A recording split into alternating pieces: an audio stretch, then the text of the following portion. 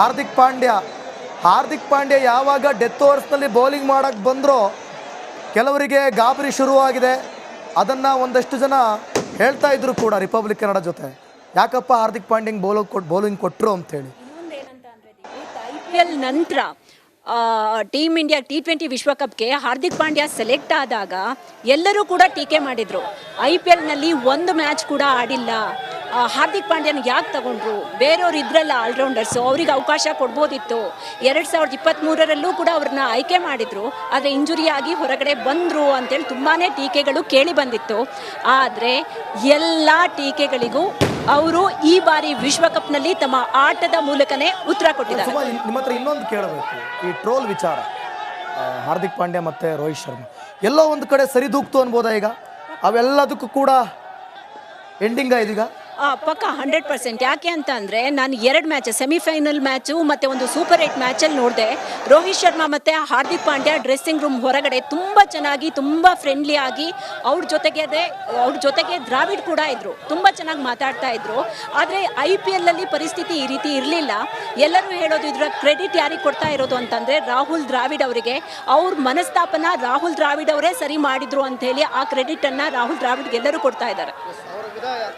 ಅವರ ವಿದಾಯದಲ್ಲೇ ಗೆಲುವು, ಕೊಹ್ಲಿ ವಿದಾಯದಲ್ಲೇ ಗೆಲುವು. ಪ್ರಮುಖವಾಗಿ ಮೊದಲಿಗೆ ರಾಹುಲ್ ದ್ರಾವಿಡ್ ಅವರ ವಿದಾಯ ಏನು ಹೇಳ್ತೀರಿ? ತುಂಬ ನೋವಿನ ಸಂಗತಿ ಅಂತಲೇ ಹೇಳ್ಬೋದು. ಇನ್ನೊಂದೇನು ಅಂತಂದರೆ BCCI ಅವರ ಒಪ್ಪಂದವನ್ನು ಕಂಟಿನ್ಯೂ ಮಾಡೋದ್ರ ಬಗ್ಗೆ ರಾಹುಲ್ ದ್ರಾವಿಡ್ ಜೊತೆಗೆ BCCI ಮಾತಾಡಿತ್ತಂತೆ, ಜೈಶಾ ಕೂಡ ಮಾತಾಡಿದ್ರಂತೆ. ಆದರೆ ದ್ರಾವಿಡೇ ಒಪ್ಪಿಲ್ಲ, ನನಗೆ ಫ್ಯಾಮಿಲಿಗೆ ಜಾಸ್ತಿ ಟೈಮ್ ಕೊಡಬೇಕು, ನನಗೆ ಬ್ರೇಕ್ ಬೇಕು ಅಂತ ಹೇಳಿ ಅವರೇ ಕೇಳಿದಾರಂತೆ. ಅದಾದಮೇಲೆ ಅವರು ಬೇರೆ ಕೋಚಸ್ ಹುಡುಕಾಟದಲ್ಲಿ BCCI ತೊಡಗ್ತು. ಗೆದ್ದಾಯ್ತು, ಸಂಭ್ರಮ ಮನೆ ಮಾಡಿದೆ, ಎಲ್ಲರೂ ಕೂಡ ಸಂಭ್ರಮದಲ್ಲಿ ಭಾಗಿಯಾಗಿದ್ದಾರೆ. ನಮ್ಮ ಪ್ಲೇಯರ್ಸ್ ಕೂಡ ಇವತ್ತು ನಿದ್ದೆ ಮಾಡೋದಿಲ್ಲ ಅಂತ ಕಾಣುತ್ತೆ. ಏನು ರಿವಾರ್ಡ್ ಅವರಿಗೆ? ಏನು ಕೈ ತುಂಬ ಕಾಸ? ಗೆದ್ದಂಥ ಟೀಮಿಗೆ ಕೋಟಿ ಸಿಗುತ್ತೆ. ಜೊತೆಗೆ BCCI ಕಡೆಯಿಂದಲೂ ಕೂಡ ಈ ಗೆಲುವಿಗೆ ಬಿಗ್ ಗಿಫ್ಟ್ ಇದ್ದೇ ಇರುತ್ತೆ. ಪ್ರತಿ ಸಾರಿ ವಿಶ್ವಕಪ್ ಗೆದ್ದಾಗಲೂ ಕೂಡ ಬಿಗ್ ಗಿಫ್ಟ್ ಕೊಡ್ತಾರೆ. ಏನು ಕೊಡ್ತಾರೆ, ಎಷ್ಟು ಕೊಡ್ತಾರೆ ಅಂಥೇಳಿ ಅವರು ಭಾರತಕ್ಕೆ ಬಂದಾದ್ಮೇಲೆ ಗೊತ್ತಾಗೋದು. ನಾನು ಬಾಬು ಅಂದಾಜಿನ ಪ್ರಕಾರ ಗೆದ್ದಂಥವರಿಗೆ 20 ಕೋಟಿ 42 ಲಕ್ಷ ICC ಕಡೆಯಿಂದ ಬರ್ತಾ ಇರೋದು. ಅದು ಮೊದಲು ಗೆದ್ದವರಿಗೆ ಮೊದಲ ಸ್ಥಾನ. ಹೌದು, ಟ್ರೋಫಿ ಗೆದ್ದವರಿಗೆ 20 ಕೋಟಿ, 10 ಕೋಟಿ 68 ಲಕ್ಷ ರೂಪಾಯಿ. ಜೊತೆಗೆ BCCI ಕಡೆಯಿಂದನೂ ಕೂಡ ಬಿಗ್ ಗಿಫ್ಟ್ ಇರುತ್ತೆ. ಯಾವ ತರ ಗಿಫ್ಟ್? ಅದು ಹಣದ ಮುಖಾಂತರ? ಹಣದ ಮುಖಾಂತರನೇ ಇರುತ್ತೆ. ಯಾವಾಗಲೂ ಚಾಂಪಿಯನ್ಸ್ ಟ್ರೋಫಿ ಗೆದ್ದಾಗಲೂ ಕೂಡ ಬಿಗ್ ಗಿಫ್ಟ್ ಕೊಟ್ಟಿತ್ತು BCCI, ಹಾಗಾಗಿ ಅದನ್ನೇ ಎಕ್ಸ್ಪೆಕ್ಟ್ ಮಾಡ್ಬೋದು. ಆಮೇಲೆ ಸುಮಾ ಇನ್ನೊಂದು ಕನ್ಫ್ಯೂಷನ್ಸ್ನ ಕ್ಲಿಯರ್ ಮಾಡಬೇಕು ಜನರಿಗೆ ಇರುತ್ತೆ. ಅಂದರೆ ವಿಶ್ವಕಪ್ಪೇ ಆಡೋದಿಲ್ವಾ ಕೊಹ್ಲಿ ಅಂತ? ಅದು T20 ಮಾತ್ರನಾ? ಭಾರತದ ಆಟಗಾರನಾಗಿ ಕೊಹ್ಲಿ ಇರ್ತಾರಾ? ಎಲ್ಲೂ ಕೂಡ ವಿರಾಟ್ ಕೊಹ್ಲಿ ನಾನು ಟೀಮ್ ಇಂಡಿಯಾಗೆ ಆಡಲ್ಲ, ಟೀಮ್ ಇಂಡಿಯಾಗೆ ವಿದಾಯ ಹೇಳ್ತೀನಿ, ಏಕದಿನ ವಿಶ್ವಕಪ್ಗೆ ವಿದಾಯ ಹೇಳ್ತೀನಿ ಅಂಥೇಳಿ ಇವತ್ತೆಲ್ಲೂ ಕೂಡ ಹೇಳಿಲ್ಲ. ಅವ್ರು ಹೇಳಿರೋದು ಇನ್ನು ಮುಂದೆ ನಾನು T20 ವಿಶ್ವಕಪ್ ಆಡಲ್ಲ ಅಂತ. T20 ವಿಶ್ವಕಪ್ ಇರೋದು 2026ಅಲ್ಲಿ ಆಡಲ್ಲ ಅಂತ ಹೇಳಿದ್ದಾರೆ. ಇನ್ನು ಏಕದಿನ ವಿಶ್ವಕಪ್ ಇರೋದು 2027ಅಲ್ಲಿ. ಅಂದರೆ ಆಲ್ಮೋಸ್ಟ್ ಏಕದಿನ ವಿಶ್ವಕಪ್ಪನ್ನು ಆಡಲ್ಲ ಅಂತಾನೆ ನಾವು ಪಕ್ಕ ಮಾಡ್ಕೋಬಹುದು. ಅಂದ್ರೆ ಯಾವಾಗ ಕ್ಯಾಪ್ಟನ್ಸಿಯಿಂದ ಇಳಿದ್ರು ಆಗ್ಲೇ ಎಲ್ಲೋ ಒಂದ್ ಕಡೆ ಸೂಚನೆ ಸಿಕ್ಕಿತ್ತ? ಜೋಸೆಫ್ ಅದನ್ನೇ ಹೇಳ್ತಾ ಇದ್ರು, ಹಿಂಟ್ ಕೊಟ್ಟಿದ್ರು. ಸ್ವಲ್ಪ ಆಟ ಆಡುವಂಥ ಸಮಯದಲ್ಲಿ ಅಥವಾ ಎಲ್ಲೋ ಒಂದು ಸ್ವಲ್ಪ ಟೀಕೆಗಳು ಕೇಳಿ ಬಂದಿದ್ವು, ಆ ಸಂದರ್ಭದಲ್ಲೇ ಹಿಂಟ್ ಕೊಟ್ಟಿದ್ರು, ಫ್ಯಾಮಿಲಿ ಕಡೆ ಟೈಮ್ ಕೊಡಬೇಕು ಕೊಹ್ಲಿ ಅಂತ ಜೋಸೆಫ್ ಹೇಳ್ತಾ ಇದ್ರು. ತುಂಬ ಸರಿ ಹೇಳ್ಕೊಂಡಿದ್ದಾರೆ. ಟೀಮ್ ಇಂಡಿಯಾದಿಂದ ಬ್ರೇಕ್ ತಗೊಂಡಾಗ, ಅಂದರೆ ಸರಣಿ ಮೇಲೆ ಸರಣಿ ಆಗ್ತಾನೆ ಇರುತ್ತೆ, ನಾನು ಫ್ಯಾಮಿಲಿಗೆ ಟೈಮ್ ಕೊಡಬೇಕು, ಫ್ಯಾಮಿಲಿ ಜೊತೆಗಿರಬೇಕು ಅಂಥೇಳಿ. ಅವ್ರಿಗೆ ಆಲ್ಮೋಸ್ಟ್ ಇವಾಗ 36 ಇಯರ್ಸ್ ಅಂತ ಅಂದರೆ ಇನ್ನು ಆಡಿದರೆ ಚಾಂಪಿಯನ್ಸ್ ಟ್ರೋಫಿ ಆಡ್ತಾರೆ, ಅವರು ಆಡ್ತಾರೆ ಅಂತ ನನ್ನ ನಂಬಿಕೆ.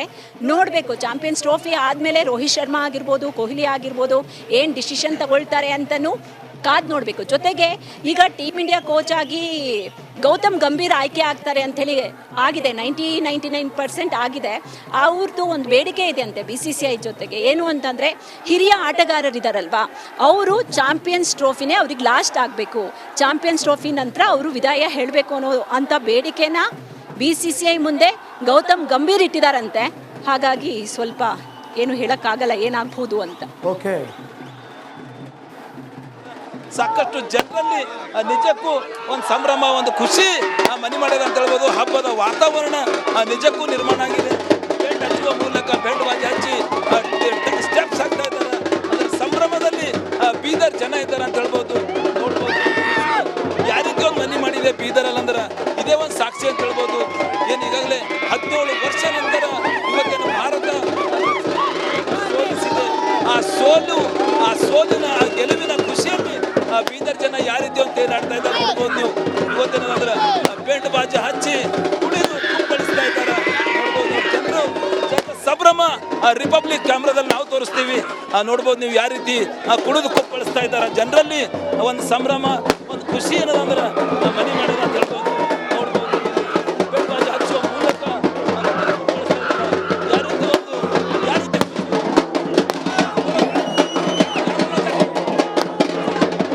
इंडिया जीतेगा, इंडिया जीत गया, welcome world cup to India.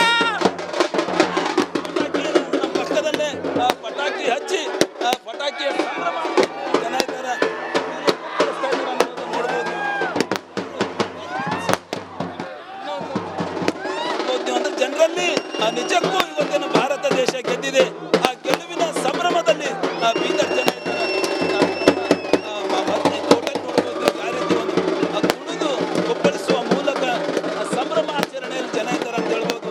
Bidar ನಗರದ ಅಂಬೇಡ್ಕರ್ ವೃತ್ತದ ಇದು ಒಂದು ದೃಶ್ಯ, ಒಂದು ಸಂಭ್ರಮದ ದೃಶ್ಯ ರಿಪಬ್ಲಿಕ್ ಕ್ಯಾಮ್ರಾದಲ್ಲಿ ನಾವು ಎಕ್ಸ್ಕ್ಲೂಸಿವ್ ಆಗಿ ತೋರಿಸ್ತಾ ಇದ್ದೀವಿ.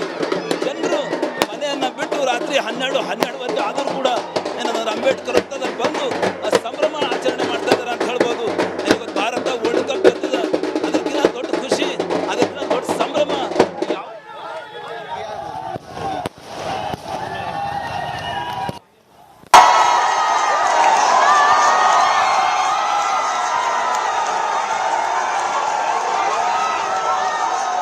ಓಕೆ, ಬೆಂಗಳೂರಿನಲ್ಲಿ ಗಮನಿಸ್ತಾ ಇದ್ದೀರಾ ಸಂಭ್ರಮಾಚರಣೆ ಯಾವ ರೀತಿ ಇದೆ ಅಂಥೇಳಿ. ಮ್ಯಾಚನ್ನು ನೋಡಿ ಮ್ಯಾಚ್ ಮುಗಿದು ಸತತ 1 ಗಂಟೆಗಳ ಆಗ್ತಾ ಬಂತು. ಆದರೂ ಕೂಡ ಅವರ ಸಂಭ್ರಮಕ್ಕೆ ಅಂತ್ಯವೇ ಇಲ್ಲ. ಕುಣಿದು ಕುಪ್ಪಳಿಸ್ತಿದ್ದಾರೆ. ಸಿಕ್ಕಾಪಟ್ಟೆ ಈ ಒಂದು ಗೆಲುವಿನ ಖುಷಿಯನ್ನು ಎಂಜಾಯ್ ಮಾಡ್ತಾ ಇದ್ದಾರೆ. ಎಲ್ಲರೂ ಕೂಡ ಸೇರಿದ್ದಾರೆ. ಭಾರತದ ಟೀ ಶರ್ಟ್ ಧರಿಸಿದ್ದಾರೆ ನೋಡಿ, ಟೀಮ್ ಇಂಡಿಯಾ ಟೀ ಶರ್ಟ್ ಧರಿಸಿದ್ದಾರೆ. ಮತ್ತು ಸಾಕಷ್ಟು ಜನರು ಬಂದು ಗೆಲುವಿನ ನೋಡಿ, ಆ ಗೆಲುವಿನ ಖುಷಿ ನೋಡಿ ಯಾವ ರೀತಿ ಕಾಣ್ತಾ ಇದೆ ಅಂಥೇಳಿ.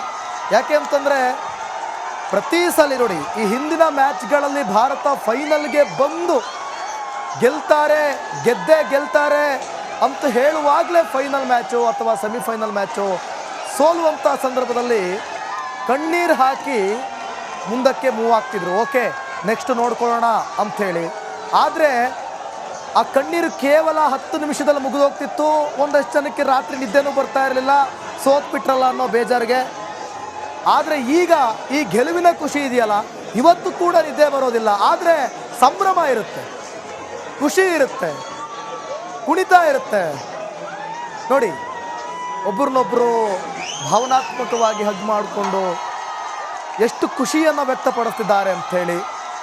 ಈ ಒಂದು ಮ್ಯಾಚ್ ಇದೆಯಲ್ಲ, ಗೆಲುವು ಒಂದು ಕಡೆ ಆದರೆ ಹಲವು ವಿಶೇಷಗಳಿಗೆ ಇದು ಸಾಕ್ಷಿಯಾಗುತ್ತೆ. ಒಂದು, ಅನೇಕ ವರ್ಷಗಳ ನಂತರ ಭಾರತೀಯರ ಕನಸು ನನಸಾಗಿದ್ದು.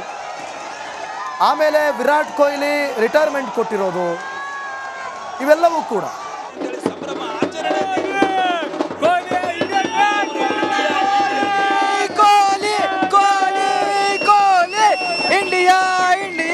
आज बहुत बड़ी बात है कि इंडिया 11 साल के बाद वर्ल्ड कप जीता है।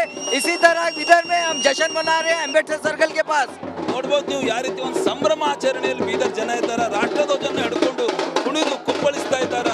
ಒಂದ್ ಕಡೆ ಬೆಂಡ್ ಬಾಜಿ ಹಚ್ಕೊಂಡು ರಾಷ್ಟ್ರಧ್ವಜವನ್ನು ಹಿಡ್ಕೊಂಡು ಕುಪ್ಪಳಿಸ್ತಾ ಇದ್ದಾರೆ. ನೋಡ್ಬೋದು ದೃಶ್ಯದಲ್ಲಿ ಯಾವ ಸೈಡ್ ಕಣ್ಣು ಹಾಯಿಸ್ತೀವಿ ಆ ಸೈಡು ಬೀದರ್ ಜನರ ಸಂಭ್ರಮ ಮನೆ ಮಾಡೋದು ಅಂತ ಹೇಳ್ಬೋದು. ಸಂಭ್ರಮದಲ್ಲಿ ಜನರನ್ನ ಅಂದ್ರೆ ತೇಲಾಡ್ತಾ ಇದ್ದಾರೆ ಅಂತ ಹೇಳ್ಬೋದು. ಸಾಕಷ್ಟು ಕುತೂಹಲ ಅಂದ್ರೆ ಲಾಸ್ಟಿಗೆ 2-3 ಓವರ್ ಇದ್ದ ಸಂದರ್ಭದಲ್ಲಿ ಸಾಕಷ್ಟು ಒಂದು ಟೆನ್ಷನ್